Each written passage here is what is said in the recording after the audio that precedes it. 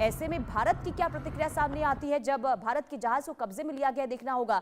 इसी बीच एक और बड़ी खबर, अमेरिका और ईरान के बीच जारी टकराव के बीच हॉर्मुज में ईरान का 3 जहाजों पर हमला हुआ है। ईरान ने 2 जहाजों को कब्जे में लिया है और लगातार देखिए जहाजों को कब्जे में लेने का काम इस वक्त ईरान की ओर से किया जा रहा है। यानी कि यहाँ पर अब ईरान ने एक नई कोशिश की है कि कैसे बाकी देशों पर यहाँ पर दबाव बनाया जाए ताकि वो जो देश हैं वो अमेरिका पर प्रेशर बनाए कि अमेरिका की वजह से स्थिति यहाँ पर बनी हुई है। और ये ईरान ने पहले ही कहा था कि अगर नाकेबंदी अमेरिका की ओर से नहीं हटती है तो इसका बदला हम दूसरे देशों से लेंगे, और इस वक्त यही ईरान करता हुआ नजर आ रहा है। एक तरफ हमने खबर आपको पहले बताई जहां ईरान ने भारत के जहाज को रोका, कब्जे में लिया, और अब संख्या जो है 3 बताई जा रही है, यानी कि हॉर्मुज में जो तनाव की स्थिति देखने को मिल रही है, इस बीच 3 जहाज को ईरान की ओर से रोका गया है, कब्जे में लिया गया है। हॉर्मुज में ईरान का 3 जहाजों पर हमला भी हुआ है, ये भी जानकारी मिल रही है। हमला भी हुआ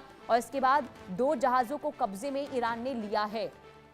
हालांकि इससे स्थिति देखिए आगे बहुत ज्यादा खराब होती हुई नजर आएगी, क्योंकि जहाजों पर अब यानी कि जो ये जंग है वो अब समंदर में आकर टिक गई है। स्ट्रेट ऑफ हॉर्मुज में अब ये जो जंग का अखाड़ा है ये बनता हुआ नजर आ रहा है, क्योंकि अब ईरान ये कह रहा है कि अमेरिका नाकेबंदी नहीं हटाता तो हम इसका बदला अन्य देशों से लेंगे, अन्य देशों के जो जहाज हैं उन्हें हम वहां से निकलने नहीं देंगे। ये वही ईरान है जिसने सीज फायर के ऐलान के साथ ये कहा था कि स्ट्रेट ऑफ हॉर्मुज अब खोल दिया गया है, और जैसे ही अमेरिका ने ये कहा कि नाकेबंदी नहीं हटेगी, इसके बाद अब ईरान जो है बाकी देशों के जहाजों को रोक रहा है और उससे उन्हें वहां से गुजरने नहीं दिया जा रहा है।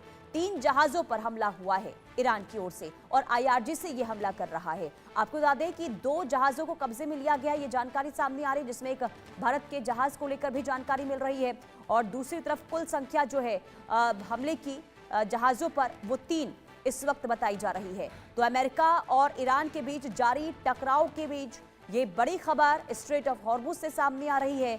स्ट्रेट ऑफ हॉर्मुज को लेकर अब एक नई स्क्रिप्ट यहां पर तैयार हो गई है ईरान की ओर से, और यही वजह है कि लगातार अब जहाजों पर निशाना ईरान की ओर से बनाया जा रहा है। यानी कि हॉर्मुज अब एक नया अखाड़ा बन गया है। ईरान यूएस के बीच दोबारा से युद्ध छिड़ने के अब संकेत भी मिलते हुए नजर आ रहे हैं।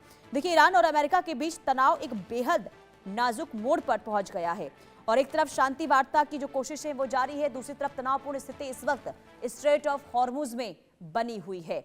आगे बढ़ते